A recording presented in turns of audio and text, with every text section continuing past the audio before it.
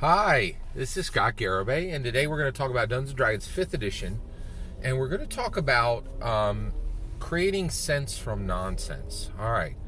So, I'm coming out of 2021. I'm thinking a lot about, what I talked about, what I accomplished, what I want to accomplish in 2022. So my goals are pretty clear.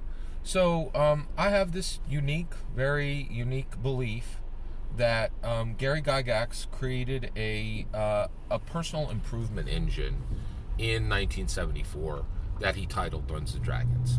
In my humble opinion, Dungeons & Dragons is not a game. It is specifically a tool that Gary Gygax presented to the world, knowing it would grow and change and transform and evolve into what I believe it is, which is a personal improvement engine. I believe Unbound Identity and Unbound Immersion allow us to tell stories in ways that have never been matched in all of human history. The idea that players can live 100 lives, that dungeon masters live 1,000 lives in the span of a single human lifespan, it changes the world, right?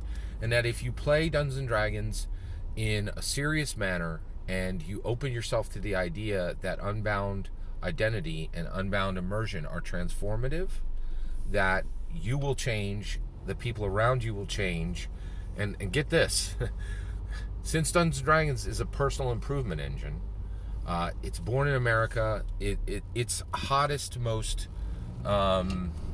its highest numbers, and I think its highest quality games are happening in America.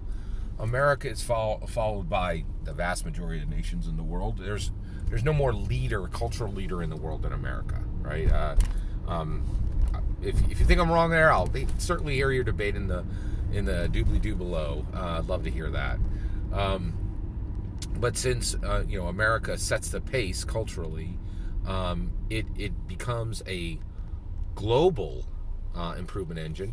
And in my humble opinion, since the actual real mattering solution to climate change is not hummus and electric cars, it's moon colonies and Mars colonies, it really means that where Dungeons & Dragons will absolutely be played, probably day one, it really means that what Gary really created is a planetary improvement engine, right? Improving human lives across this galaxy, right? I think that's where we're heading, right? Right now it's limited to Earth. We'll get there. Actually, I'm not sure it's limited to Earth either now. I'd be shocked if Dungeons & Dragons hadn't been discussed in space already, right?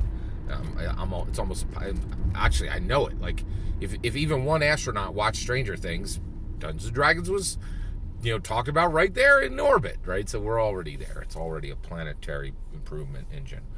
So I want people to see this. It's a major goal. I want people to understand what Dungeons & Dragons truly is, which in my humble opinion, it is a personal improvement engine. Okay? I think that's what Gary actually created, okay? And it accomplishes a whole lot of things. I just want people to see that Dungeons & Dragons ain't Chutes and Ladders. It's a lot more than that, right?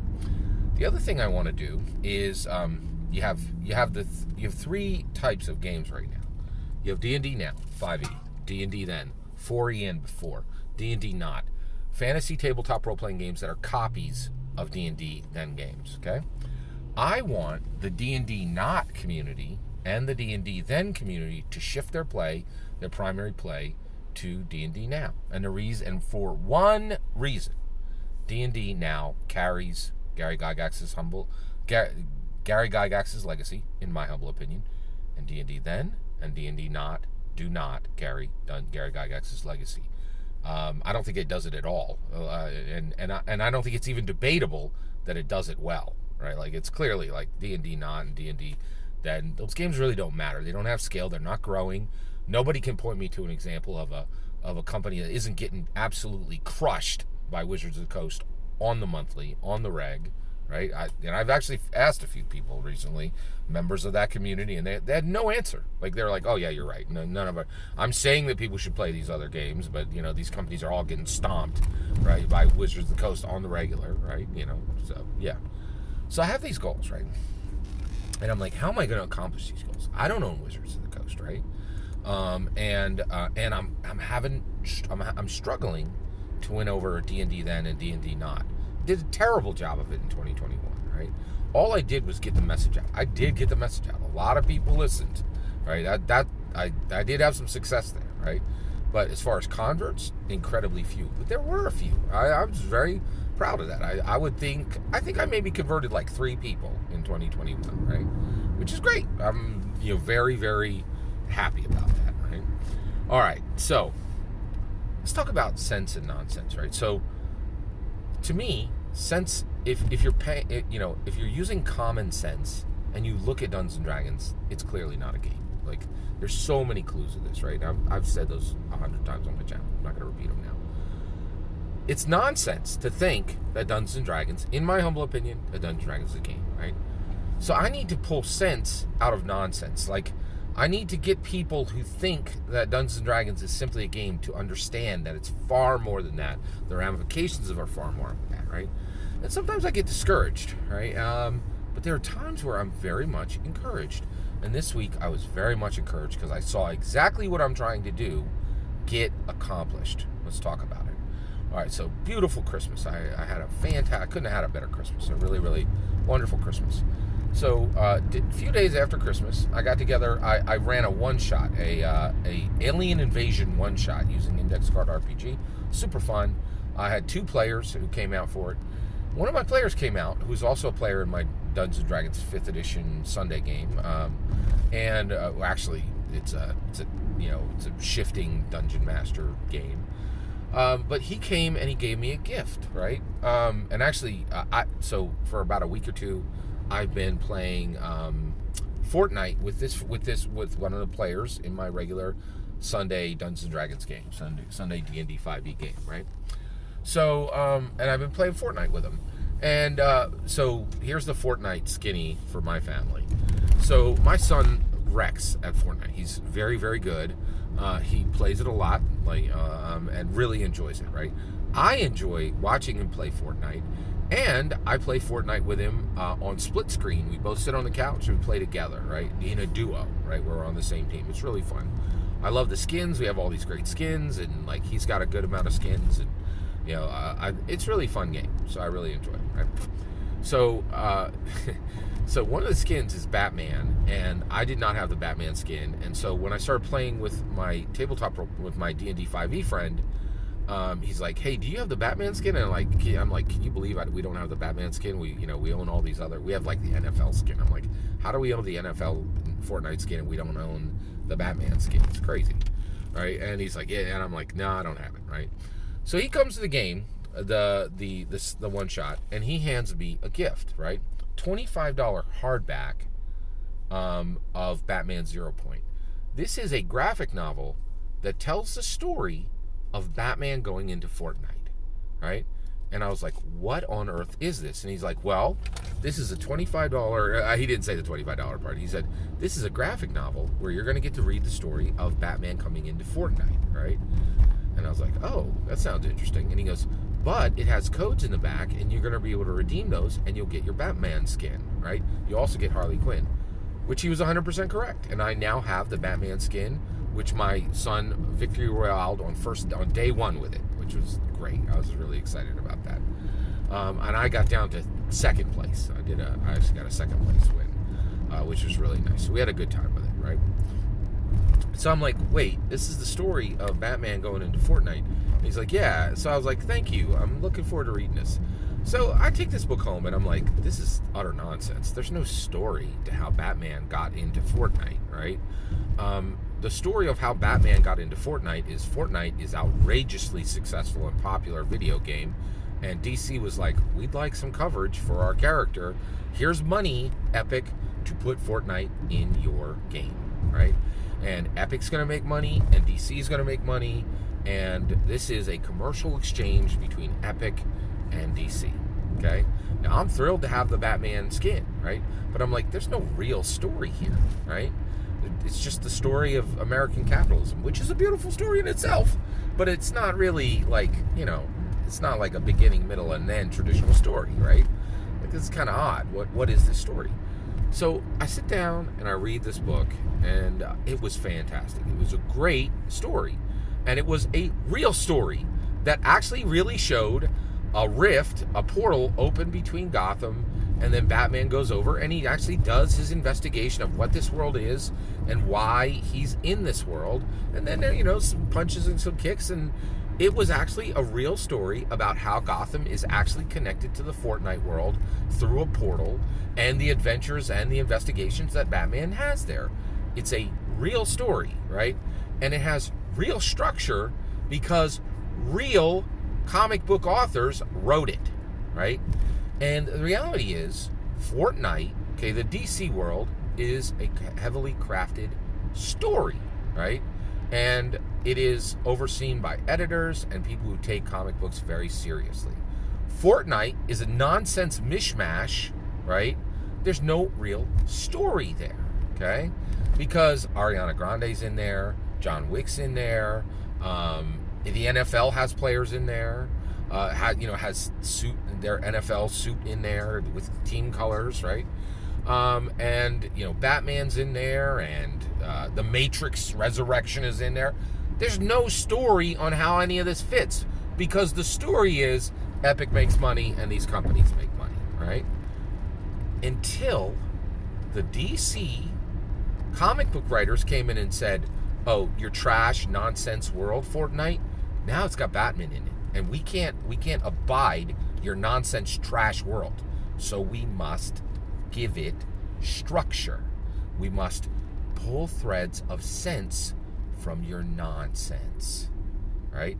And I'll tell you right now, if there ain't a better analogy for what's happening in this world today, building sense out of nonsense. People who understand, people who care, needing to accomplish goals in the middle of a world where people can't get their head around things that are shockingly simple and correct and good. I don't know what there is. That's the best analogy in the world, right? Batman Zero Point is a real story from real authors who have real craft and know how to tell a story, and they make sense out of nonsense. And it's an enjoyable, structured story, and it's crafted out of actual professionalism, actual common sense, actual care for work, right? It's not like video game writers have no ability to deliver. I would say 98% of all video game writers.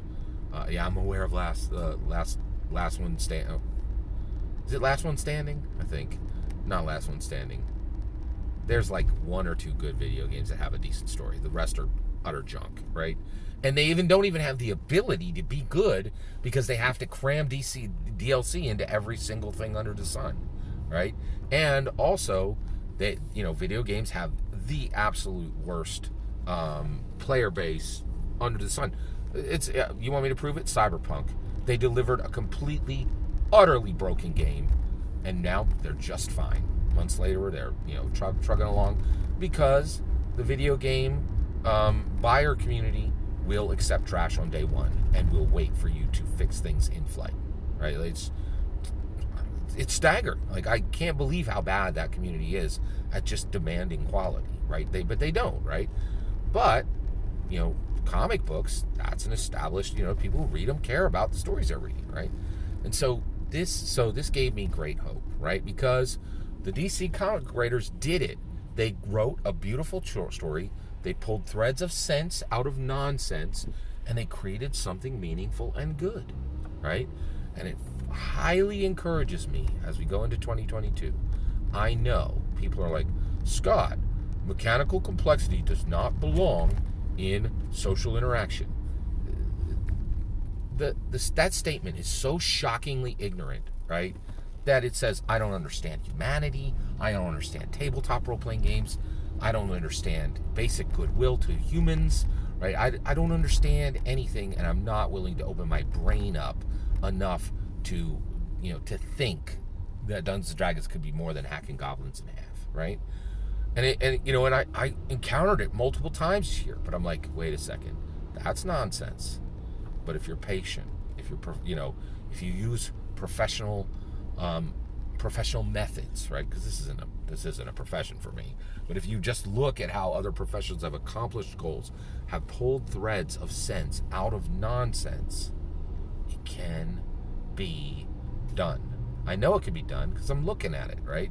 The book that sits on my shelf right now, Batman Zero Point, is proof that we can make victories. We can pull sense out of nonsense. It's a beautiful book. It's a gleaming symbol of hope for me, right? And in 2022, I'm hoping that I can show the D&D then and the D&D not that their time is wasted setting any of those games as their primary game, right? And it will be well spent to carry Gary Gygax's legacy forward if they switch over to Dungeons & Dragons 5th edition. And while, again, like if you were to think like, if you think, oh my gosh, I'm going to get a good story out of Fortnite, there's so many clues you're not going to. But the DC writers defied that and actually produced a good story out of nonsense, right? So basically the point is, don't give up hope, keep on dreaming, right? And don't be afraid to scale El Capitan, right? It's one foot at a time. We ascend slowly, right? We fall. There's 15, 30-foot meter drops, or 15, 30-foot drops, right? But we cable ourselves, we make sure we're safe, and we keep ascending. All that's my opinion. I'd love to hear your thoughts. Let me know in the comments below. Please consider subscribing, and have a wonderful millennium.